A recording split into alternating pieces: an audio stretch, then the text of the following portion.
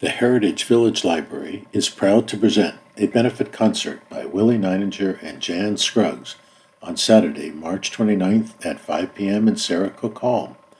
To learn about Willie's colorful career, Focus is replaying the interview done in late 2019 with Willie. It will be shown in two parts. Of course, it begins with the theme from The Lone Ranger. Why? Well, you have to listen to the interview. The concert is free, but a $15 donation to the HV Library will be accepted via check or credit card. Silver! A fiery horse with the speed of light, a cloud of dust, and a hearty Hi-Yo Silver, the Lone Ranger.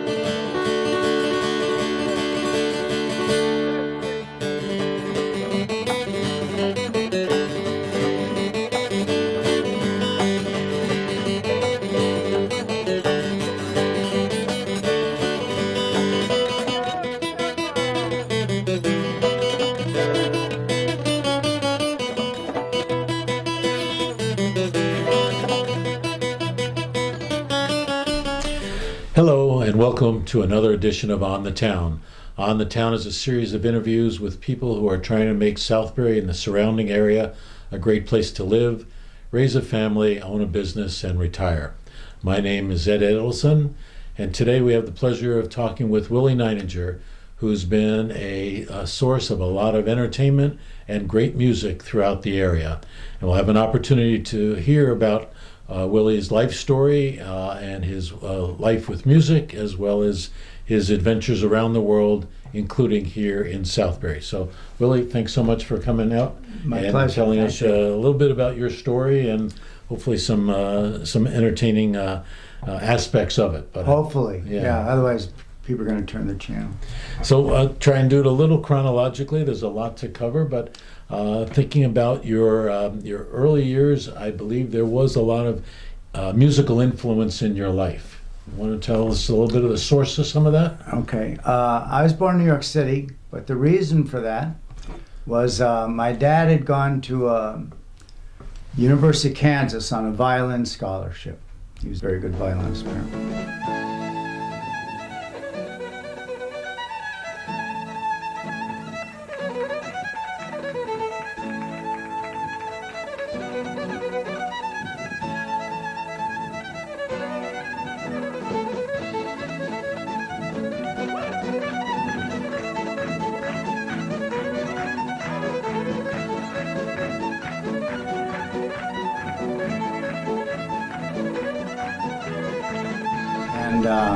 But in the middle of his studies, he started reading Sigmund Freud. Okay. And he decided to become a psychiatrist. He wasn't a violinist.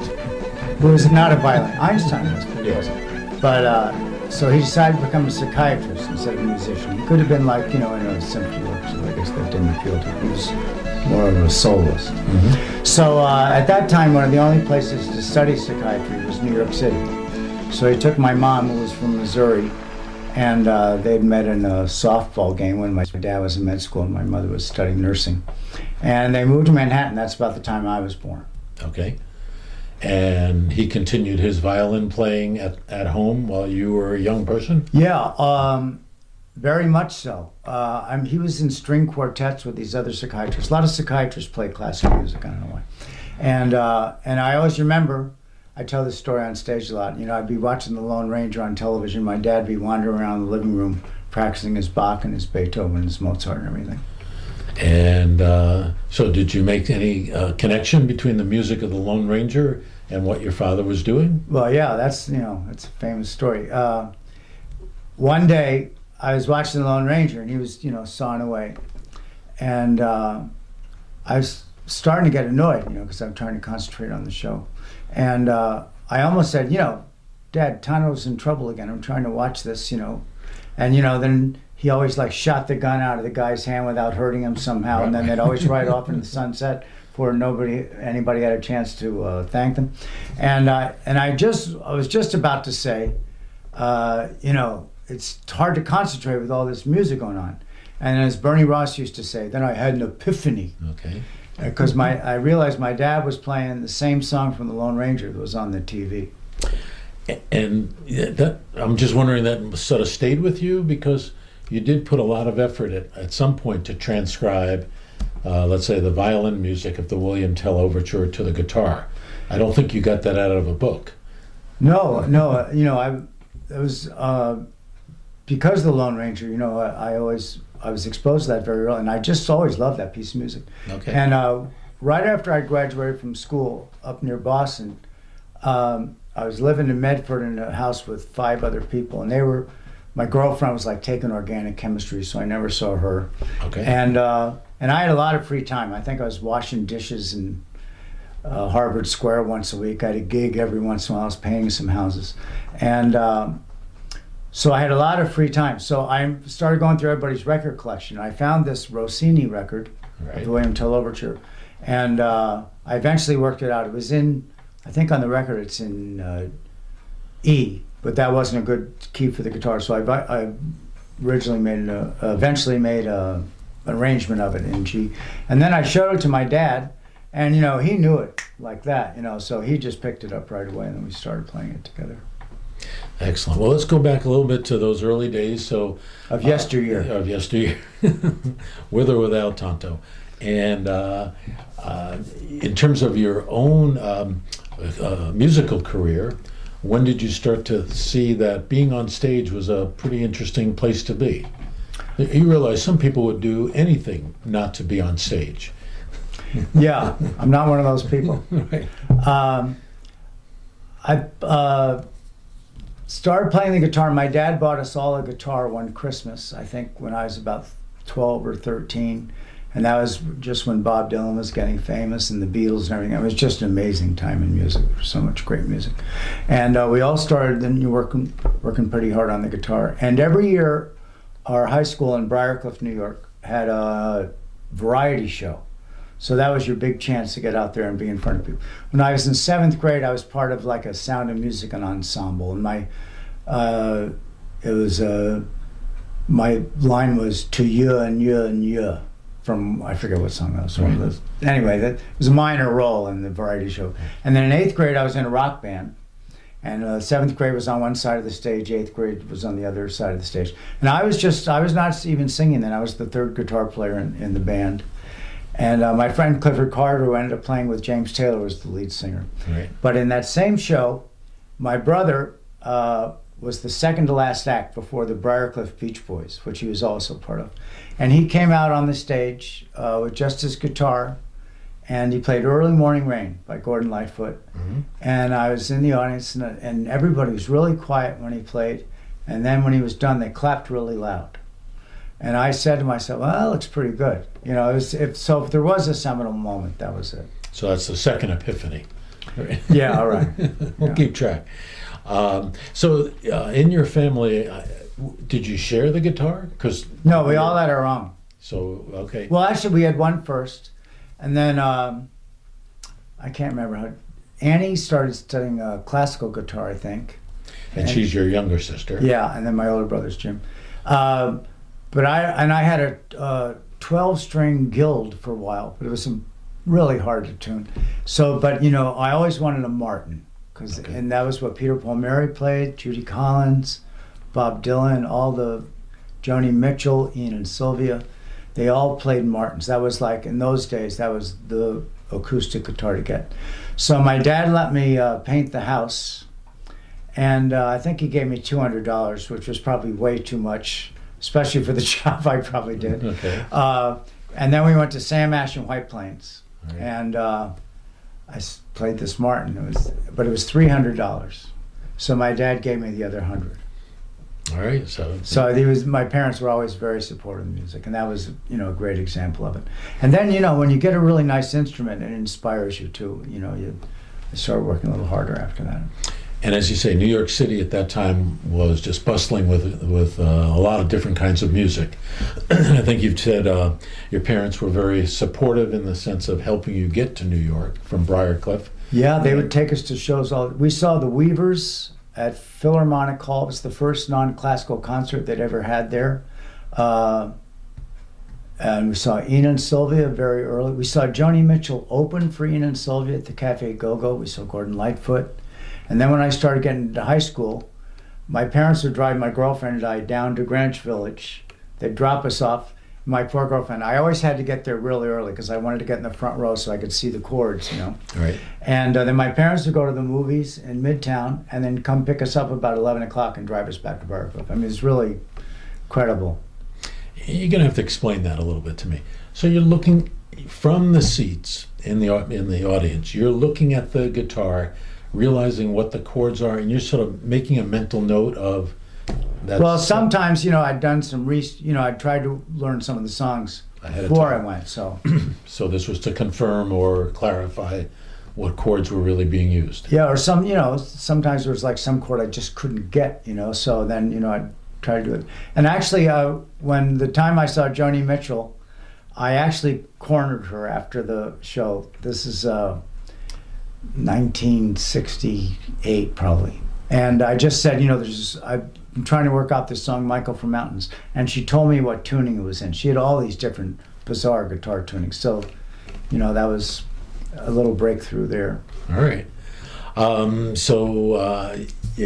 In high school, you're starting to think about music as a career. Starting in my sophomore year, 2 times a year there would be a band, orchestra, chorus concert. And starting my sophomore year, they let me play a couple guitar numbers, like between the band and the orchestra. Okay. So that was nice for, you know, there's a lot of people. And I remember my sophomore year, I was singing with this senior named Bonnie Yost, and she was a really good singer. And I was just, you know, excited to be singing with a senior. And after the show, this local folk singer, Tom Glazer, came up to me. Mm-hmm. He was famous for the song "On Top of Spaghetti, All Covered with Cheese, I Was Eating My Meatballs," and that was his big hit song. And he recorded it actually with the kids from Briarcliff. Oh, really? But before that, he was, you know, he had been in the Almanac Singers with Woody Guthrie, and he wrote a "Takes a Worried Man to Sing a Worried Song," or got the copyright anyway, that the Kingston Trio did. So he was, you know, sort of our local celebrity. And he came up to me after the show and he said, "Are you interested in being in music, you know, professionally?" And I went, "I don't know, I'm 15, you know." And he said, "Well, if you are, you should start writing your own songs." So that was what got me going on that. Do you remember the name of the name you gave your first song? It's called Laura. All right. And my second song was "Song for a Lost Girl." I wrote one in my junior year and one my senior year. All right. And then when I went to school, I started writing some more. Okay. And we're not going to play either of those for good reason. I mean, can you hear them in your head? Oh, I could still play them, but I wouldn't be a good idea. Okay. No, I was just curious. I mean, it's, you know. I think actually the recordings, I just had my 49th high school reunion in Briarcliff about a month ago, and somebody brought one of the records. It was called Briar's Night. It was like a literary magazine. Okay. And then they started they put records with them. So hopefully there are not too many of those around still. Right. Well, they'll never know where they'll show up. So you graduated from, well, we should say too that in high school that you went to, you were encouraged to get involved in sports, not just music. But you made a decision in your senior year about what sports you would or would not participate in? Well, I always loved baseball. I mean, I would play baseball all day. And I was on the team. After 8th grade, a lot of guys graduated, so I got a chance to play varsity for four years. We were a small town, but I just, you know, that was always my sport. And I also played football, partially because my older brother played. He was a good flanker back, very good broken field runner, and very fast, caught passes. And but then I didn't really like football. I didn't like the mentality of it, and you get hurt sometimes. You get beat up doing it. And so after my junior year, I quit the team. And because I had quit the team, I was able to go out for the senior play. Mm-hmm. And I was in, I was never really a great actor, but I enjoyed being on the stage. I was in My Sister Eileen. I played the rambling wreck from Georgia Tech, ironically, who was a former football player and a big drinker that lived in sin with this girl, with these other women in this, if you know My Sister Eileen, it was pretty funny. Okay. But that was... But that wasn't singing. That was just a... No, that was just theater. Theater, there we go. So you go off to college. I went to Kenyon College. I was very lucky. Right away I started getting gigs like at other schools, like at Denison or Hi-O-U, I opened for Doc Watson and Michael Nesmith from the Monkees. And, I was going to school, but, on the weekends I was, getting some other gigs. And then Tom Glazer, again, I came home from school and he said, how's things going? I said, well, pretty good. I'm majoring in English at Kenyon and I'm getting all these gigs. And he said, well, if you're really serious about making music as a profession again, he said, you should be nearer a big city. Huh. So that's when I transferred to Tufts. To be in the Boston area. Yeah, and I, looking back, I don't know if that made a difference professionally or not, but that's what I did. So that was for your junior and senior year, or? Middle of my sophomore year I went through. I took a whole year off. I got ahead of my credits. That's a whole nother show. And went to Europe for half a semester, and then I came back and lived in a private house and Tufts, and actually wrote some songs about being in high school that I got college credit for before my senior year, and then I went my senior year. The longer I was in college, the more I was pretty sure that I was going to try to be a musician when I graduated. One thing I skipped over is that I think you once told me you took piano lessons, but didn't go as well as maybe people might assume it would have gone. Maybe you want to talk about your why piano lessons didn't work out as well as. I don't know. Maybe just I was too young to get serious about something. Okay. My parents sent me to this school called the Diller Quayle School, and I had an excellent teacher. But I remember it was almost like being in boot camp. Getting my fingers in the right position, Right. And every week they gave you a different color star for how well you did in your lesson. Okay. And they had all the students in the school in there, and it was maybe just a little. Also, my ear was always faster than my eye. You were supposed to read these things, and so sometimes I would just learn it and then just memorize it because that was a lot easier for me because then I could look at my hands when I was playing. So I eventually crapped out on the piano. But did you enjoy practicing, or? Yeah, I liked playing. I still, sometimes when I go to a senior center or something, there's some piano there. I'll play a song on the piano, while I'm warming up or something. Because for some people, they just hate practicing, so they just never really develop the skill. Well, with piano, I didn't like to practice, but then once I started playing the guitar, then I was, really taken with it, and I really started working on it. And I think you've said you're basically self-taught. You didn't go to pretty much guitar school, or and even learning to write the song, Laura, your junior year. Let's not bring that up again. It's the title of the whole thing. That you just sort of said, I'm going to sit down and write a song. It wasn't like you went to a Well, it was song like this workshop. guy told me I should start writing songs if So I you wanted to just be did it. serious. So then I started working at it. Yeah.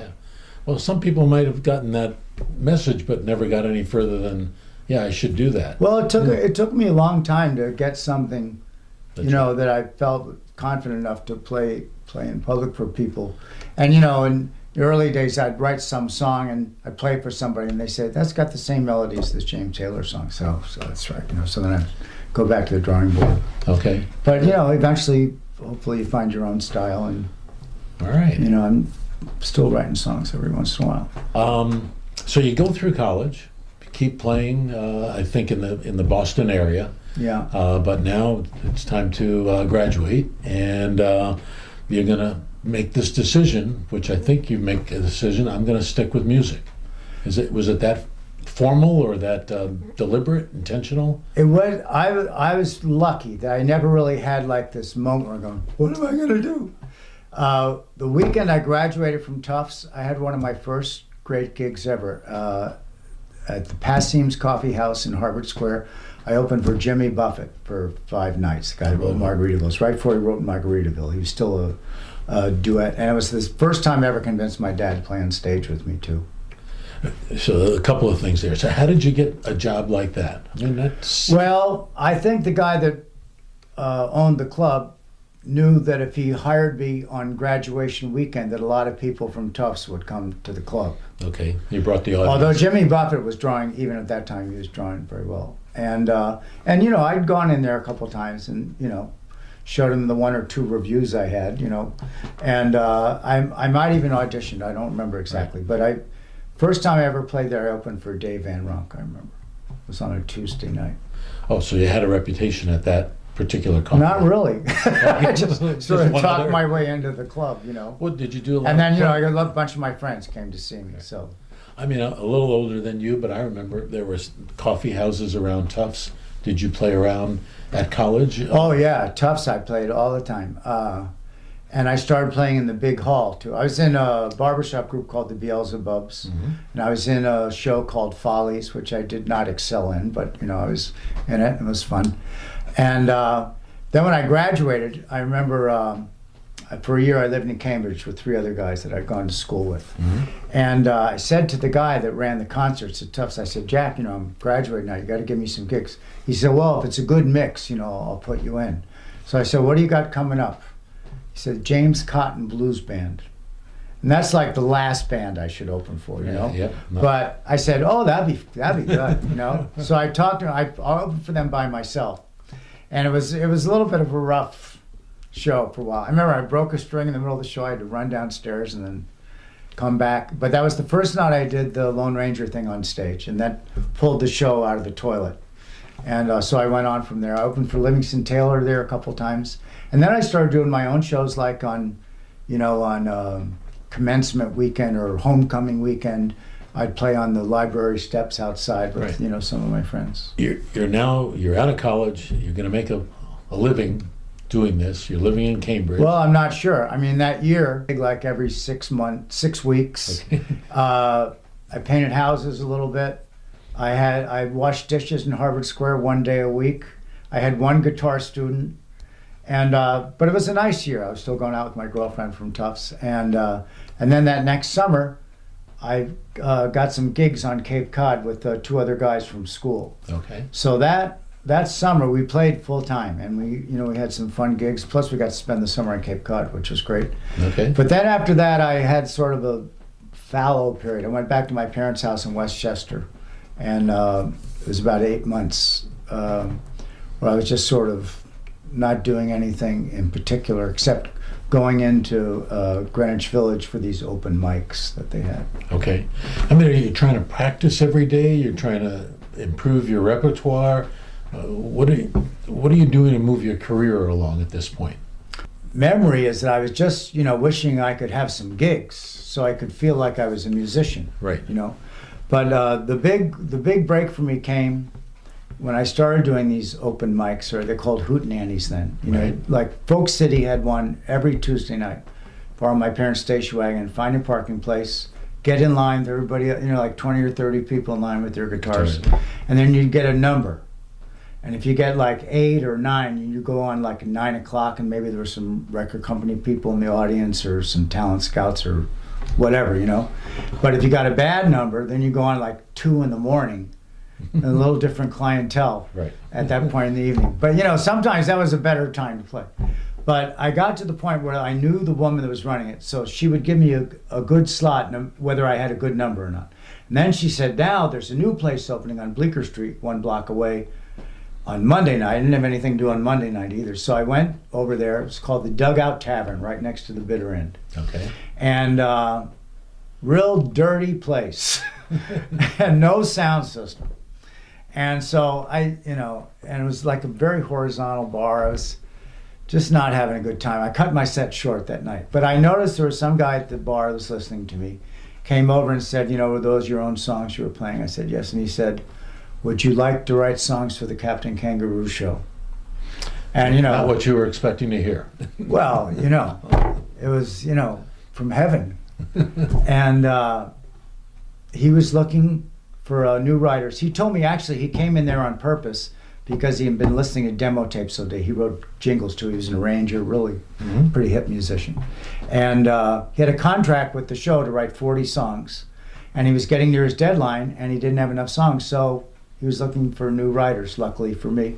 So he took me into the CBS studios, showed me some film clips, and he said, and even at this point, Sesame Street was starting to eclipse Captain Kangaroo in the ratings. Okay, right. And so he said, you know, they don't really want to spend money on new clips.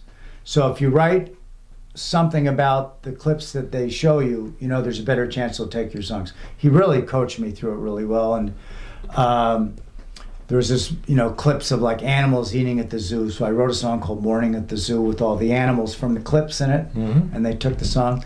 And then I got this idea to write this song for Mr. Moose, who was sort of like this hip moose puppet that was dropping ping pong balls on the captain all the time. And he would call me up every couple nights, say, how's it going? I'd play him the songs over the phone.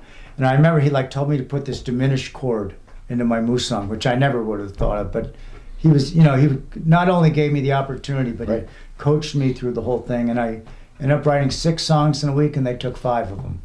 And within 3 months, I had 5 songs on national television, and I moved out of my parents' house and got a rent-controlled apartment in the Soho, and gone to Crazy Eddie's, and I bought a color TV and a Betamax. All from Captain Kangaroo. All from Captain Kangaroo. All right, so your patron saint? Is that Yeah, I mean, that was, it was, no, I mean, God knows what would have happened if that hadn't happened. But, it was such a great thing because it was just at the time where I was sort of struggling in my identity. Right. And then I could go to a cocktail party in New York and they say, what do you do? I said, I'm a singer-songwriter. And they go, have you had anything published? Right. I went, yeah. But all through this, I think you've said this to me, your parents were pretty supportive. Yeah. They weren't saying, enough of this, you got to go get your real job.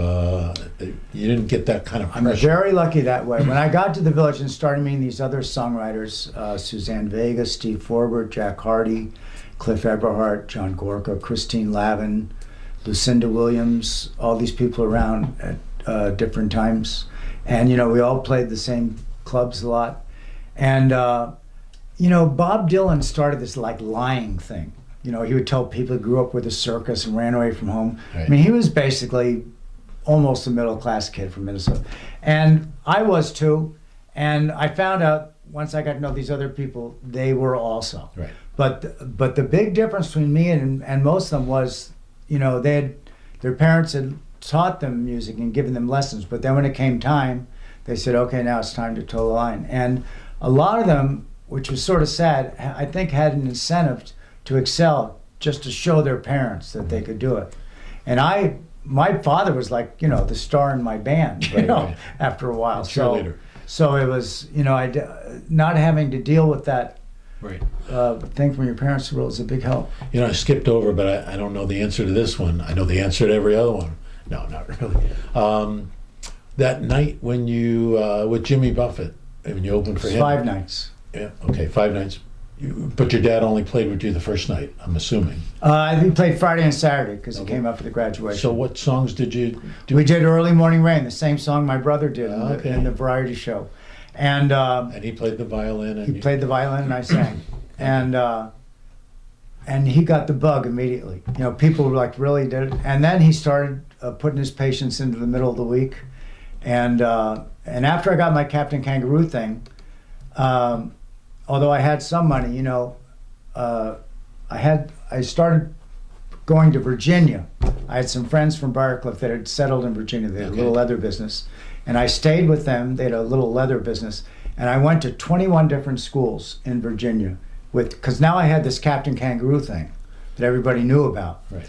So that gave me, the in to talk to these people and gave me the credibility. And so I started playing like coffee houses in almost all these schools. And then, I'd try to graduate to a concert, Okay. play opening act for somebody.